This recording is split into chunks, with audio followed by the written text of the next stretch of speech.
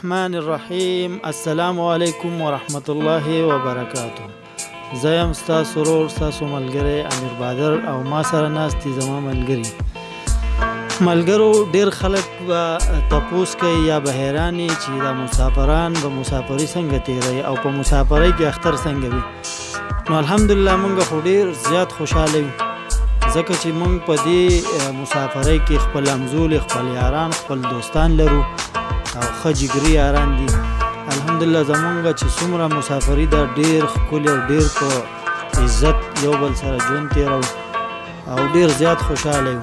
بلکې خوشحاله په دې یو چې مونږ که یو کس دلته په هغه باندې څه سخته تیریږي یا د کارونو یا نور څه قسمه خبرې راځي نو په دې باندې زمونږ خپل زړه له ډاډ ورکوو چې زمونږ په پاکستان کې زمونږ کومه فیملی ماشومان مشران کشران الحمدلله زمونږ چې څه کوي الله کوي خو بیا مونږ یو بهانه د هغوی دپاره جوړ یو او یو وسیله الله ګرځولې ده. نو زمونږ په وجه د هغو خوبونه په ارام وي ښه په سور باندې خپل وخت تیری خپل تعلیم خپل د وس مطابق چې څومره څه کېږي الحمدلله مونږ په دې باندې ډېر زیات ویاړ یو ډېر زیات خوشحاله یو او فخر کوو چې مونږ مسافر یو.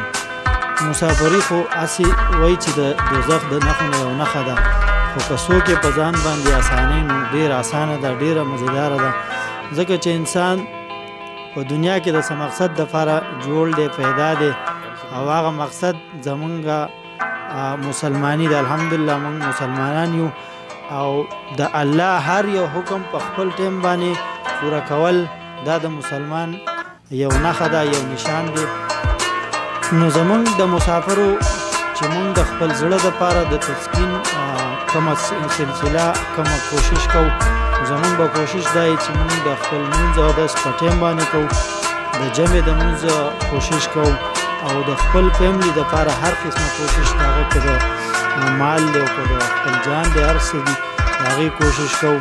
نو الحمدلله مسافري ډېره اسانه ده خو که یو تن چې هغه راشي مسافرۍ له او خپل ملک پرېږدي او بیا دلته کې نه کار کوي نه روزګار کوي او نه لمونځ او نه اودس کوي نه خپل تلاوت کوي او نه واپس د خپل کور او د اهل و عیال تپوس کوي نو هغه باندې مسافري واقع چې د جهنم یو نښه ده یو نشان دی.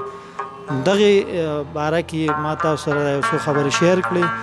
که کوم ملګري مسافر دي الله تعالی دې د هغوی په عمر او په ژوند کې برکت واچوي او الله تعالی دې ورته مسافري اسانه کړي او مسافرۍ کې د ټولو نه ضروري څیز خپل رب رضا کول دي خپل لمونځ اودس او خپل هر یو اعمال چې کوم د مسلمان پیشه ده او د مسلمان دپاره پکار دي نو پکار ده چې موږ د هغې اهتمام وکړو د خپلو مشرانو قدر وکړو او په کشرانو شفقت وکړو. زمونږ په کومو دیرو کې کومو کمرو کې چې چا سره پاتې کېږو انډیوالانو سره چې هغو سره ښه اخلاق ښه رویه ښه سلوک وکړو نو موږ باندې به مسافري ډېره اسانه وي. زما دا یو ورکوټی غونته میسج او پیغام دی د ټولو ملګرو دپاره.